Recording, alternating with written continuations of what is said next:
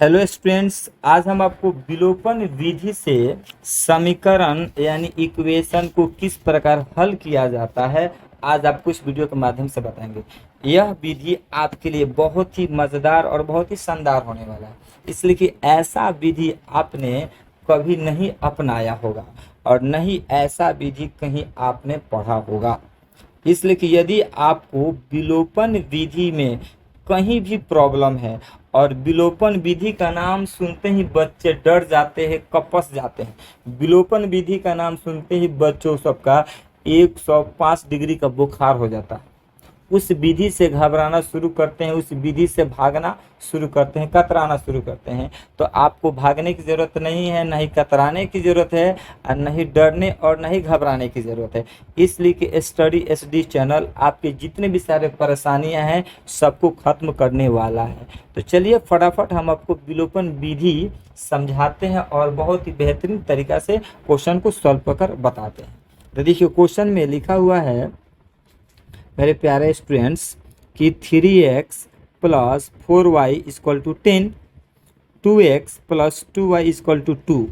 अब ध्यान दीजिए विलोपन विधि। अब सबसे पहले इसको हम समीकरण 1 मानेंगे, उसके बाद इसको समीकरण 2 मानेंगे। क्लियर। अब विलोपन विधि क्या है, शॉर्टकट में हम आपको समझा दें। विलोपन विधि।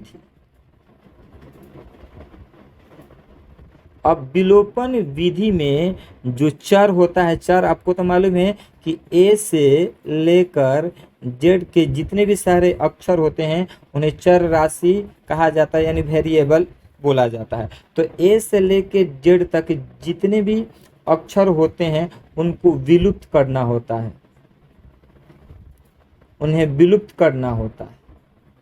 बात समझ, उन्हें क्या करना होता है, विलुप्त करना होता है, उन्हें कहीं छिपा देना होता है विलोपन विधि में।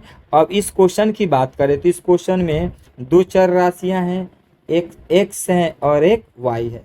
तो हमें बारी बारी से x को भी विलुप्त करना पड़ेगा और हमें एक बार y को भी विलुप्त करना पड़ेगा, तब विलोपन विधि से हम क्वेश्चन को सॉल्व कर पाएंगे। और बच्चों सबको यही समझ में नहीं आता है किस प्रकार इसको विलुप्त किया जाए, किस प्रकार इसको हम विलोपन करें यानी विलुप्त करें, किस प्रकार इसको हम छिपाएं। बस समझ में आ रहा है ना। तो आज हम आपको बहुत ही बेहतरीन और बहुत ही शानदार ट्रिक बताते हैं। यह ट्रिक आपके लिए बहुत बेहतरीन काम करने वाला है। यूं कहें तो यह ट्रिक आपको जीवन दान देने वाला है। ट्रिक को पहले समझ लीजिए। ट्रिक समझ लीजिए। जब भी विलोपन विधि से, ध्यान से सुनिए, जब भी विलोपन विधि से क्वेश्चन बनाइएगा तो पहला ट्रिक क्या है, पहला विधि क्या है, पहला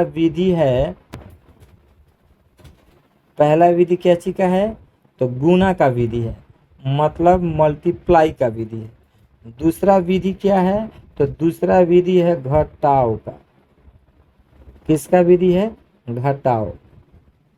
और तीसरा विधि क्या है, मान रखने का, मान रखने का। इसी तीन विधि से आप क्वेश्चन बना लोगे। इसी तीन विधि से आप क्वेश्चन बनाओगे। पहला विधि हम गुणा का यूज करेंगे, दूसरा विधि में घटाओ, तीसरा विधि में मान रखेंगे, आंसर आ जाएगा। अब गुणा, आप कहोगे कि सर गुणा होगा तो किससे गुणा करेंगे। घबराइए मत, बातों को ध्यान से सुनिए, धैर्य रखिए। अब गुणा किस प्रकार होगा तो ध्यान दीजिए। अब विलुप्त करना है आपको, क्या करना है आपको, विलुप्त करना है, विलुप्त करना है। तो एक ही बार इसमें दो चर राशि हैं, x है और y है। तो एक ही बार ना ही आप x को विलुप्त कर पाइएगा और ना ही आप y को विलुप्त कीजिएगा। देखिए हम विलुप्त करेंगे तो एक बार नहीं होगा, एक बार x जाएगा और एक बार y को विलुप्त करेंगे। बात समझ में आ रहा है। तो जब भी विलुप्त करेंगे तो बारी बारी से। तो विलुप्त करने का नियम क्या बताता है कि पहले हमें गुणा का रूल अपनाना पड़ेगा। मतलब ये कि पहले क्या करेंगे कि या तो आप चाहोगे तो पहले x को विलुप्त करो या तो पहले आप y को विलुप्त करो, वो आपके ऊपर डिपेंड करता है। तो पहले हम एक नंबर x है तो पहले हम x को विलुप्त करेंगे। x को पहले हम क्या करते हैं, देखिए विलुप्त करते हैं। विलुप्त का क्या रूल है? गुना। मतलब ये कि पहले हम 2 में 3 से गुना करेंगे और 3 में 2 से गुना करेंगे। तरीका समझ लीजिए। 3 में 2 में 3 से गुना होगा। जब 2 में 3 से गुना होगा मतलब इक्वेशन 2 में इक्वेशन फर्स्ट से गुना करेंगे, इक्वेशन फर्स्ट में इक्वेशन 2 से गुना करेंगे। आइए अब यहाँ पर एक बात हम आपको लिख देते हैं, मतलब ये यहाँ पर स्पष्ट लिख देते हैं। समीकरण एक में 2 से तथा समीकरण 2 में 3 से गुना करने पर, गुना होगा तभी पहला अक्षर विलुप्त होगा, या तो x विलुप्त होगा या तो y। हमें x को विलुप्त करना है। क्लियर? बात समझ में आ रहा है? तो हम गुना कर रहे हैं। अब गुना करेंगे 2 में 3 से, तो 3 दूना 6x प्लस 2 चौके 8 y बराबर 2 दहिया 20।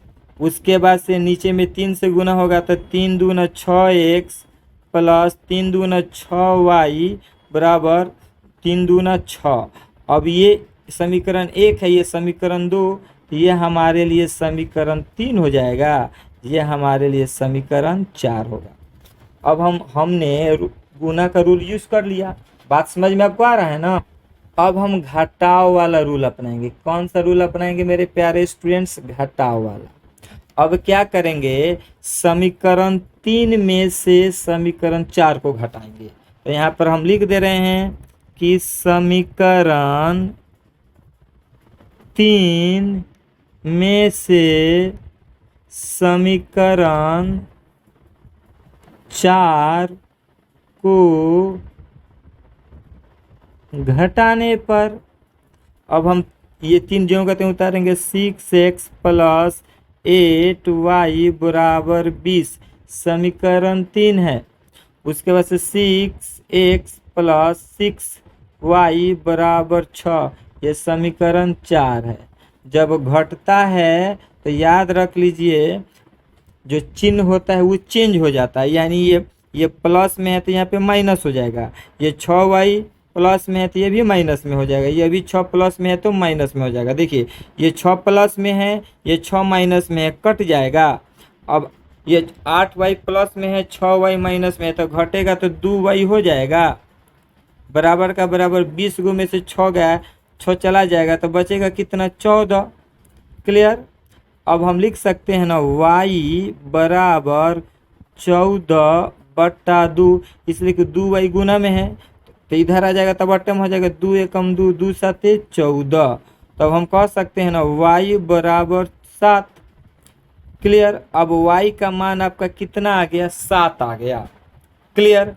मतलब ये कि आपने रूल ट्रिक में पहला विधि भी अपना लिया गुना का, दूसरा भी विधि आपने अपना लिया। अब तीसरा विधि हम अपनाएंगे, मान रखेंगे।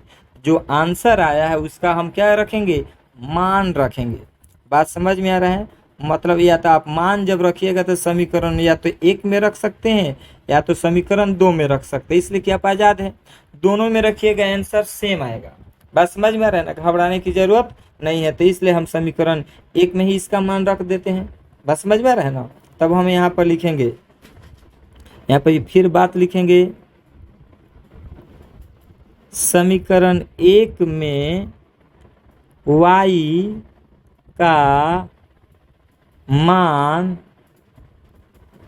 रखने पर। अब हम क्या करेंगे? समीकरण 1 नोट करेंगे पहले। समीकरण 1 यही ना लिखा है, 3x प्लस 4y बराबर 10। ये आपका समीकरण 1 हो गया। अब पहले 3x ज्यों का त्यों उतर जाएगा, प्लस ज्यों का त्यों, ये 4 ज्यों का त्यों, y के जगह पे कितना आया है? 7। तो ये 4y गुना में है तो गुने 7 बराबर 10।